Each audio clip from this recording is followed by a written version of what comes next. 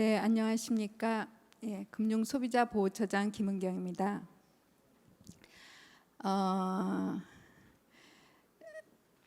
제가 3월 5일에 금융소비자보호처장으로 임명될 거라고 3월 4일에 식사 준비를 하다가 들었습니다.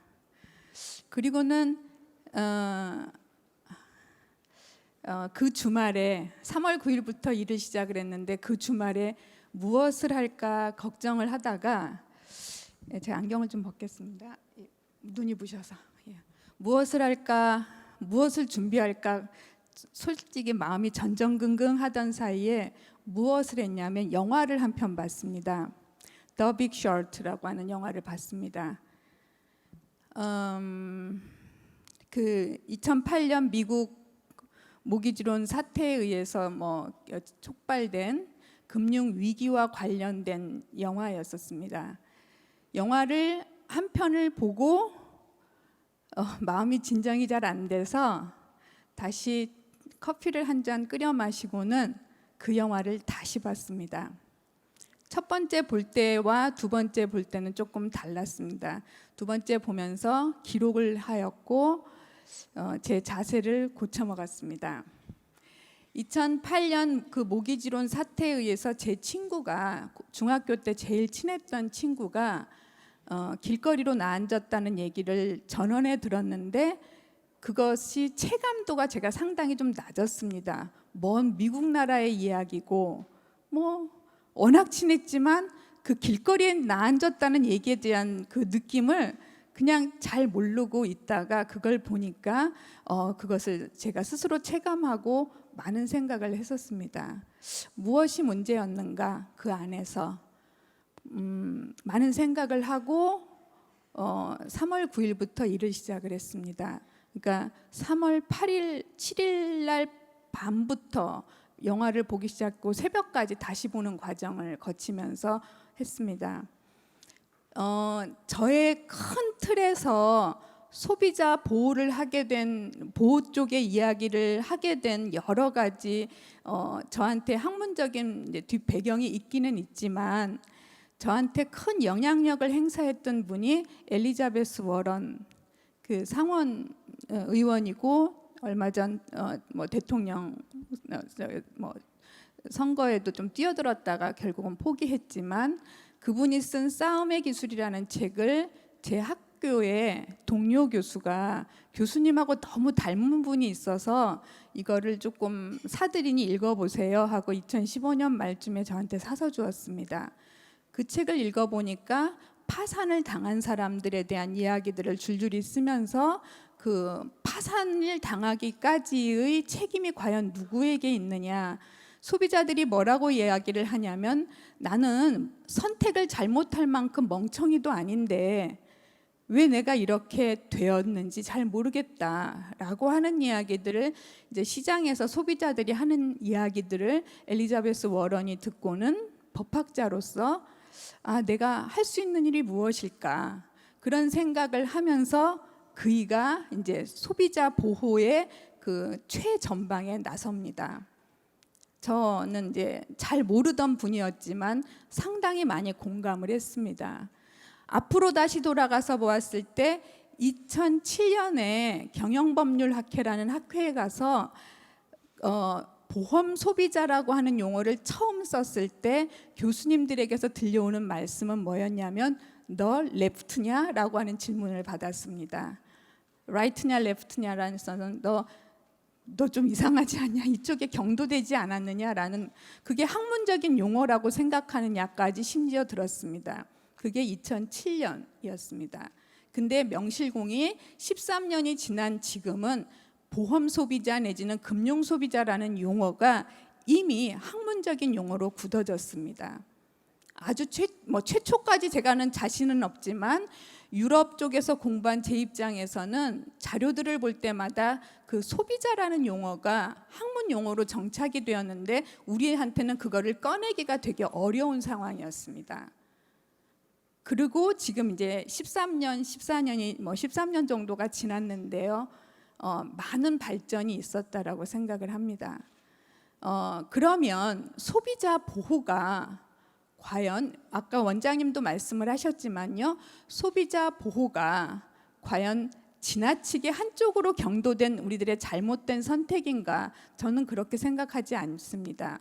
제가 처음 임명될 거라고 하는 날 기자들하고 했던 인터뷰 내용이 그것을 되게 반증하는 거였는데, 결국 소비자들 돈에서, 주머니에서 돈이 나오고 그 돈이 회사로 가고 회사가 다시 소비자들에게 뭐 그것이 보험금이 됐던 뭐 펀드를 운용한 뭐 어떤 금액이 됐던 그것이 다시 돌아갔을 때 선순환적으로 그것이 이렇게 돌았을 때 소비자 보호가 된다라고 하는 그래서 서로가 상생하는 구조다라고 하는 말씀을 드린 적이 있습니다.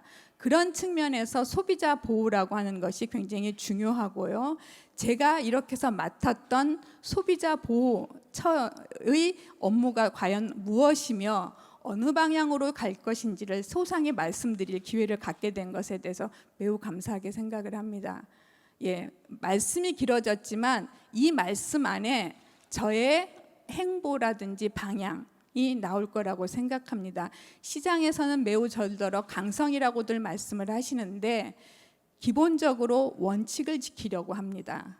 예, 강하냐 약하냐의 측면이 아니고 원칙을 지켜서 소비자를 보호하는 것이 기업을 보호하는 것이라고 저는 생각하고 시장을 보호하는 일이라고 생각을 합니다.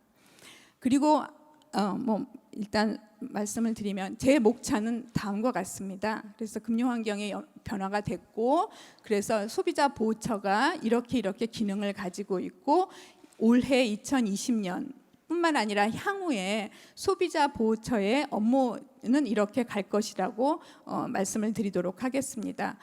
뭐 자세히 말씀드리지 않아도 금융 환경은 많이 변화가 되었습니다. 코로나19로 환경이 녹록지가 않습니다. 그러다 보니 여러 군데서 뭐 구멍이 나고 금융회사의 건전성이 악화될 여지도 있고 그로 인해서 분쟁이 증가할 상황도 됐습니다. 그리고 우리들의 사회적인 어떤 이슈로서 고령화가 상당히 빨리 진행되고 있습니다. 더불어서 올해 그렇게 오랫동안 끌어왔던 금융소비자보호법이 제정이 되었습니다. 제정되는 과정에서 완성도가 아주 높지 않은 상태에서 사실 제정이 되었기 때문에 향후에 개정해야 될 내용들이 상당히 많습니다. 더욱이 4차 산업혁명 및 핀테크 기술이 발달이 되어서 이것을 따라잡지 못하는 정보 격차 상태에서의 그 소비자 보호 문제도 있습니다. 얼마 전까지만 해도 4차 산업혁명하고 우리들하고 연동을 시키면 핀테크라는 말이 굉장히 자연스럽게 들렸지만은 요 얼마 전부터는 테크핀이라는 말이 더 지금 자주 들립니다.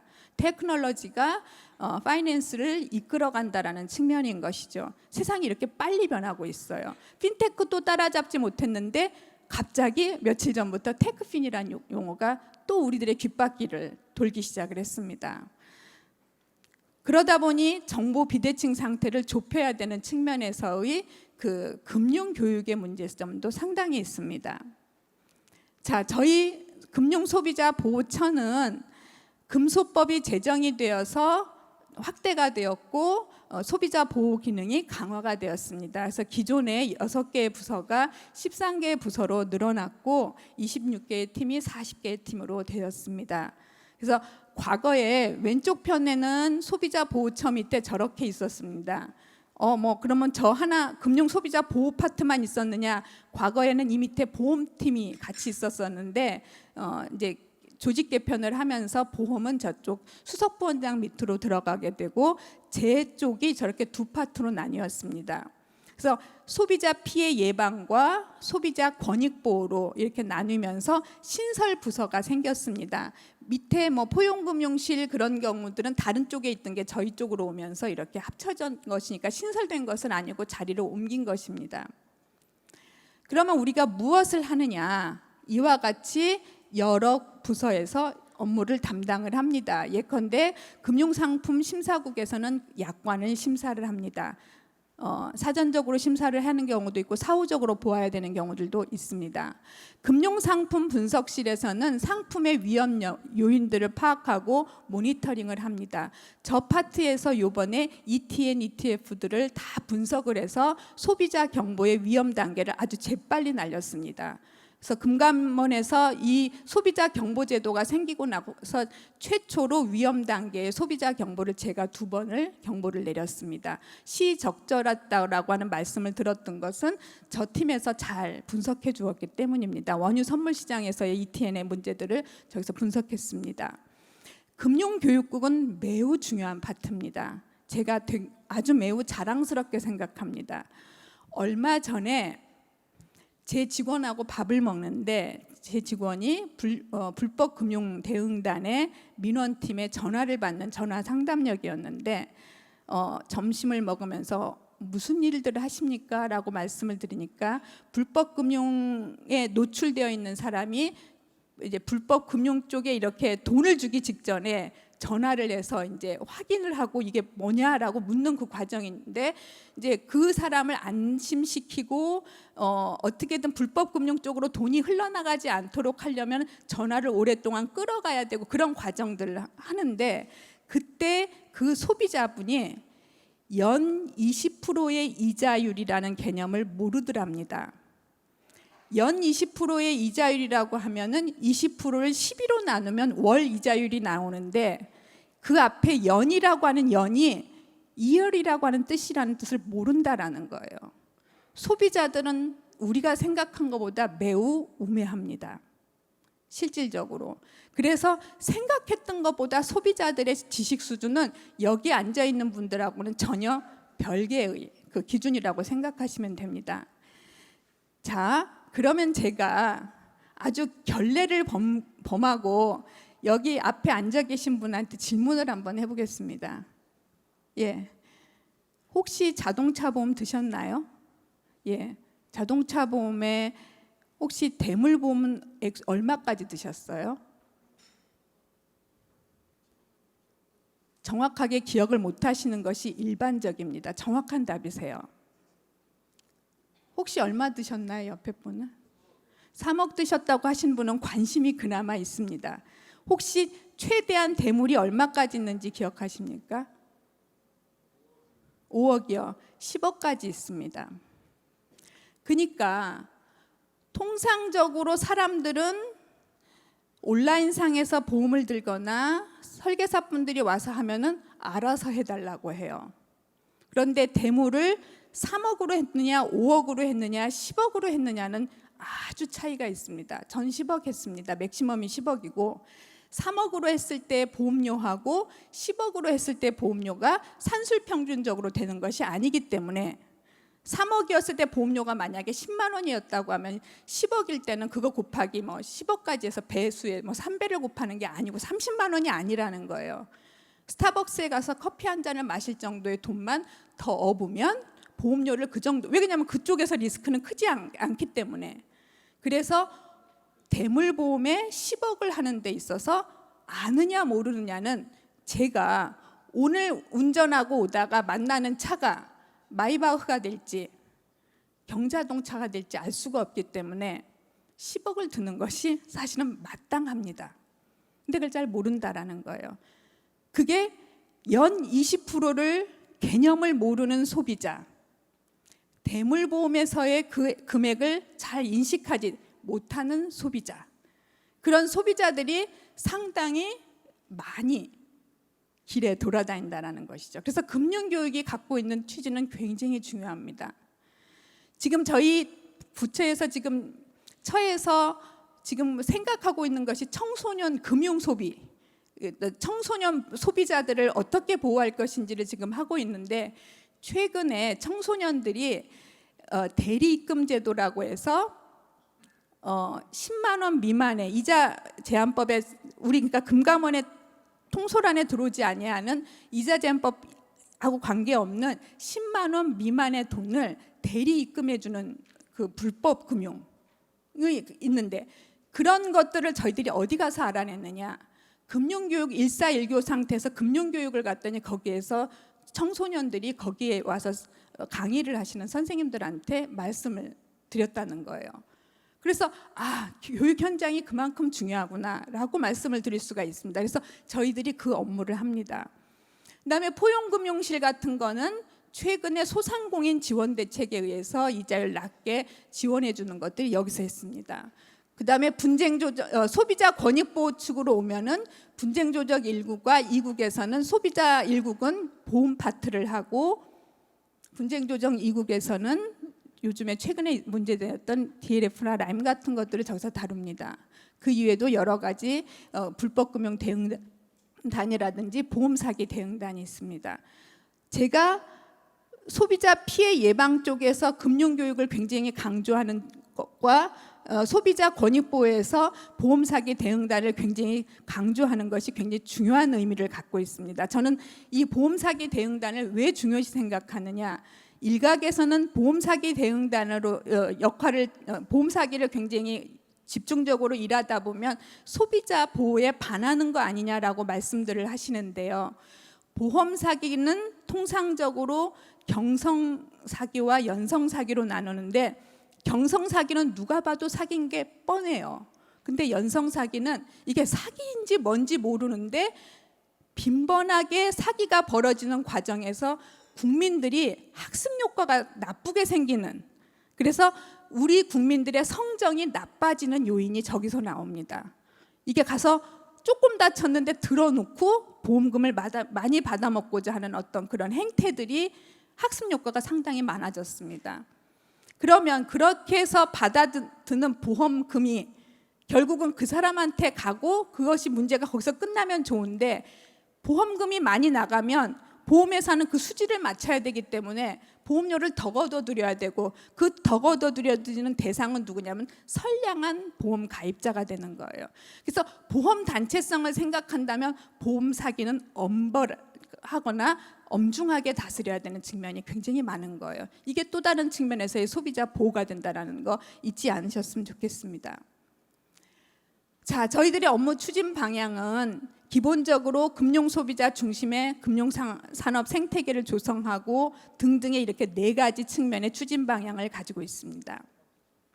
당연히 금융소비자를 보호하고자 하는 측면입니다. 그래서 첫 번째, 금융소비자 중심의 금융산업 생태계를 조성하기 위해서 최근에 제정된 금소법의 시행령을 잘 만드는 것에 역점을 두고 있습니다. 당연히 시행령은 금융위에서 주도적으로 만들지만 저희 금감원과 금융위가 같이 협력을 해서 어떤 큰 안을 만들고 있습니다. 이 만드는 과정에서 제대로 만들어야 되기 때문에 금융회사에 저희들이 혹시 건의할 것들이 있으면 저희들한테 건의해 주십시오. 그럼 저희들이 반영해서 시행령을 만드는데 적용을 하거나 검토를 하겠습니다라고 말씀을 드렸습니다. 이 제도가 잘 정착이 되도록 하려면 준비 단계가 굉장히 철저해야 된다라고 생각을 합니다. 그래서 제 처에는 많은 변호사들과 법조 인물들 또는 법학을 전공한 분들, 그다음에 이쪽 전체적으로 실물 시장에 이해가 큰 직원들이 많기 때문에 1차 드래프트가 나오면 우리가 통이동 연수원이든 금감원 회의장에서든지 모여가지고 책상 위에다 다 올려놓고 맞짱 토론해서 이것들을 잘 다듬어 보자. 그래서 1차 드래프트가 나오고 나면 다시 보내서 실무진들한테 다시 보내서 다시 다듬어서 다시 오면 한 번만 더 우리들이 그렇게 맞짱 토론을 한번 해보면서 정교하게 고쳐보자라고 하는 제안을 지금 해둔 상태입니다. 현재 지금 드래프트가 만들어지고 있으니 이 안에 계시는 관련자 되시는 분들은 저희들한테 좋은 안이 있으면 보내주시면 저희들이 검토하도록 하겠습니다. 그리고 저희 처에서 금융소비자 보호의 실태평가를 하고 있는데요. 그거를 강화를 해서 소비자 보호 중심의 경영문화를 유도하도록 하겠습니다. 조만간 할 것으로 저희들이 예보가 되었으니까 아마 그건 참조하시면 될 것 같습니다. 다음은 금융소비자 피해 예방과 구제 강화인데요. 아시다시피 불안전 판매 예방을 위한 여러 가지 다각도의 저희들이 방안을 만들어내고 이런 것들에 대한 어떤 기조를 강화하도록 할 건데요. 최근에 라임 사태를 보니까 많은 부분의 불안전 판매들이 드러나서 이 부분에 있어서도 향후에 어떻게 가져갈 것인지에 대한 저희들의 생각을 지금 이게 좀 모아보고 있습니다. 이대로 간다라고 하면 한 10년 동안 분쟁 조정 업무를 해야 될 것 같습니다. 현재 라임 것만 한 1조 6천억 원, 1조 7천억 정도 되는데 그 이외 것들을 보면 한 3조가 조금 못 되는데 저희들이 예상컨대 앞으로 10년간은 이 업무를 다뤄야 될 것 같은 참 암담한 상황에 있습니다. 그래서 이런 것들을 향후에 어떻게 방향성을 전개할 것인지에 대해서 저희들이 백서도 만들고 저희 처 안에서 이렇게 어떤 향후 문제들을 좀 거론할 만한 그 의견을 모아보도록 할 겁니다. 다음에 소비자 경보 제도를 많이 활성화할 겁니다. 최근에 나왔던 소비자 경보 중에 유의미한 게 하나 있었습니다. 그 FX 마진 거래라고 이종 환율 간의 문제들이 있었지 않습니까? 근데 정상적인 FX 마진 거래는 큰 문제가 없었습니다. 그리고 그거는 소비자 보호처의 보호 대상, 소비자를 보호할 수 있는 그 범주 안에 들어오는데 문제는 사설 FX 마진 거래, 거기에서 문제가 있었습니다. 그건 소위 2015년 판례에 의하면은 도박이라고 이미 판정이 난 상태인데, 그러면 도박은 금감원의 대상이 아니거든요. 근데 문제는 거기서 많이 발생하더라고요. 그래서 저희들이 어떤 아이디어를 가졌냐, 자, 소비자 경보를 내리는데 정상적인 FX 마진 거래는 이런 거고 비정상적인 사설 FX 마진 거래는 이런 것이니 여러분 유의해 주십시오 라고 하는 저희들이 소비자 경보를 내렸습니다. 근데 시장에서 엄청난 반응이 있었고 그것에 대해서 이런 것이 있었군요라고 하는 것들을 저희들한테 거꾸로 피드백을 주셔서 저희들이 또 용기를 갖고 이 소비자 경보 제도를 잘 활용하도록 할 것입니다. 모니터링 강화하는 건 아까 말씀드렸으니까 넘어가도록 하고요. 금융 소비자 소비자와 관련된 범죄를 근절하고 피해자에 대해서 지원을 강화하는 여러 가지 강화 방침을 가지고 있습니다. 그래서 보이스피싱 시도를 자동적으로 파악하고 차단하는 자동 적출 시스템을 지속적으로 보완할 예정입니다. 또한 인터넷 포털 사업자들의 불법 금융 광고에 대한 자율 규제를 도입하고 이것들을 끊임없이 모니터링을 할 예정이고요. 보험 사기 조사를 위해서 보험 사기 인지 시스템을 AI 기반으로 고도화 이미 추진했는데 더 앞으로도 이 실정에 맞게 더 고도화하도록 하겠습니다. 그리고 공영, 민영 보험 재정 누수 방지를 위한 유관기관과의 효과적인 조사 및 공조 체제를 이루도록 하겠습니다. 최근에 언론에 나온 것 중에 한 가지가 손가락을 절단해서 보험금을 받으려고 그 특정한 재래시장에 회를 이렇게 써시는 분들이었는데 그들끼리 몇 명이 모여갖고 보험을 체결한 거예요. 그리고 자기가 자기 손을 자른 거예요. 그런데 저희 금감원에 이렇게 그걸 들여다보니까 이게 약간 보험 사기처럼 보여서 거꾸로 저희들이 자료를 모아서 경찰에다가 넘겨서 그게 최근에 판결이 났던 거니 결국은 공영보험과 민영보험의 여러 가지 자료들을 저희들이 모아보고 어떤 측면에서 그 보험금이 누수가 되는 어떤 그런 것들을 차단하기 위해서 여러 가지 역할들을 하고 있음을 알려드립니다. 다음으로는 금융범죄 피해자들에 대한 지원을 강화합니다. 그래서 불법 사금융 피해자에 대해서 채무자 대리인 선임 제도를 하는 무료 법률 금융 서비스를 제공할 예정입니다. 이거는 법률구조공단과의 협업을 통해서 저희들이 이런 것들을 할 것이고요. 그다음에 보이스피싱에 대해서는 피해 구제에 있어서의 소요 시간을 단축하도록 노력할 것이며 보험 사기로 인해서 할증된 자동차 보험료 환급 프로세스도 점검하고 이것도 개선해 나갈 예정입니다. 네 번째로는 마지막인데요. 금융소비자 권익증진 및 정보 제공을 확대하도록 하겠습니다. 그래서 그 첫 번째로 세희망 홀씨 등 정책 금융 지원을 강화할 것이고요. 그다음에 자영업자가 신속하게 경영 컨설팅을 받고 금융 애로가 있었을 때 그것을 지원받을 수 있도록 상담 체계를 잘 마련하도록 할 것인데, 이건 통상적으로 은행권에서 잘 협조해주고 계셔서 과거에는 그냥 소상공인 지원 대책으로 금전적인 어떤 그 지원 대책이라든지 이자율 인하라든지 그런 것들을 통해서 하는 것이었는데, 조금 넓혀서 여러 가지 애로사항을 갖고 있는 분들한테 부스를 마련해 놓고 경영 컨설팅을 해서 업종을 전환한다든지 할 때 어떤 이로움들이 있는지 그런 것들도 저희들이 은행권과 합쳐서 일을 하고 있습니다. 그다음에 연금 가입자 이익을 우선하는 연금 시스템을 구축하도록 할 건데요. 지금 현재 이것들이 많이 진행이 되어 있습니다. 아마 여기 계신 분들한테 DB형, DC형 그런 것들을 물어보면 그게 뭐지라고 하실 분들이 여기에 또 대부분이라는 생각이, 물론 이것을 직접 핸들링 하시는 분들이야 그럴 일이 없겠지만요. 그런 것과 관련돼서 저희들이 지금 포털 사이트를 만들어 가지고 통합연금 포털 사이트를 저희들이 PC 기반한 거고 모바일 기반한 걸 만들어서 운용을 하고 있습니다. 사실은 오늘 시간이 여유로우면 제가 같이 시연을 하고, 제가 지금 휴대폰 여기 들고 나왔는데 한번 해보시도록 하시고요. 현재는 모바일 기반에서는 완성도가 아직 내 개인적인 것을 들여다보는 거 그 부분만 아직 모바일로 안 되고 나머지는 다 지금 현재 저희 휴대폰으로 검색이 가능하니까 한번 들어가서 보셔서 여러분이 DC형을 선택했을 때 어느 회사가 수수료가 가장 낮은지도 금방 확인이 됩니다. 그래서 한번 확인을 해보십시오. 통합연금 포털이라고 해서 딱 쳐보시면 바로 그게 쳐보면 확인이 되실 수가 있습니다.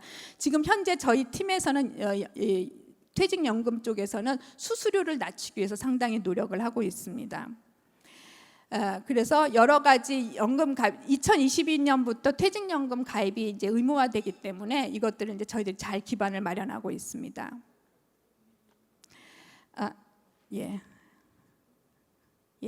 다시 처음으로 모두로 돌아가서 저희들이 제일 중요시 생각하는 소비자 보호는 정보의 비대칭을 없애는 거, 기울어진 운동장을 기울어지지 않게 평평해서 계약을 하는 양당사자의 그 지위가 동등한 상태에서 거래를 할 수 있도록 돕는 것이 가장 중요합니다. 저는 이 금융 쪽에서도 보험 파트를 주로 담당했던, 공부를 했던 학자였는데요. 그러다 보니 자살보험금, 암보험, 즉시연금 논문이 다 있습니다. 즉시연금 논문을 쓸 때는 그 연금의 산출은 약관에 뭐라고 되어 있냐면, 연금에 관해서는 구체적인 연금과 관련해서는 산출 방법서에 기재해 놨다라고 하는 표시를 해놨었습니다. 즉 약관에 구체적으로 이 상품이 무엇이라고 하는 것을 구체적으로 적시하지 않고 기초 서류 중에 하나인 산출 방법서에 적었으니 알아서 당신이 산출 방법서를 찾아서 보든지 말든지, 그게 약관에 기술된 내용이었었습니다. 그래놓고 즉시연금이 이상스럽다라고 소비자들이 이의 제기를 했을 때 이미 약관에 적었잖아 라고 하는 것이 답으로 돌아왔습니다. 그런데 아까 말씀드린 것처럼 약관 뒤에 산출방법서가 숨어 있는 것인데, 산출방법서는 사실은 보험에서는 계리적인 요소입니다. 수학적으로 표시해서 이렇게 연금이 계산된다라고 하는 수리적인 것인데, 그것을 산출방법서에다가 적어놓고 약관 뒤에다 숨겨놓아서 마치 약관을 제공한 것처럼, 상품을 잘 설명한 것처럼 표시하는 방법을 썼습니다. 그것을 계속 인정한다고 하면은 결국은 약관은 이렇게 대중적인 거래에서는 약관의 무용론으로 갈 수밖에 없습니다. 즉 약관을 잘 활용하는 대중적인 계약, 반복적인 계약들을 잘하기 위해서는 약관을 잘 살펴야 되고 그것들을 잘 만들어야 됩니다. 그래서 현장에 계신 여러분들은 특별히 약관을 잘 손보고 잘 만들고 잘 해석하고 그것들을 잘 공급시키고 잘 설명하는 것을 유의하셔야 합니다. 그래서 우리나라는 현재는 설명 의무로만 국한하지만 세계의 흐름은 정보 제공 의무입니다. 그래서 얼마나 약관을 저 상대가 이해를 했는지, 상대가 체득을 했는지를 약관을 설명하는 자가 서면으로 남겨야 됩니다. 우리는 아마 그렇게 한다고 하면 언제 이 상품을 답하냐고 할 것이지만, 단순한 설명 의무보다 범위를 더 넓혀서 정보 제공 의무로 가고 있다는 것을, 그것이 세계적인 시류임을 잊지 마셔야 됩니다. 그래서 말씀드렸던 보험의 한정에서 말씀드린다라고 하면은 자살보험금 사건, 그다음에 암보험 사건, 즉시연금 사건 모두가 약관의 문제였습니다. 그래서 약관을 잘 살펴주시기를 바라고, 이런 범주 내에서 금융 소비자 보호처도 여러 가지 일을 하고 역할을 하는데 큰 일조를 하도록 하겠습니다. 감사합니다. 네, 좋은 말씀 잘 들었습니다. 감사합니다.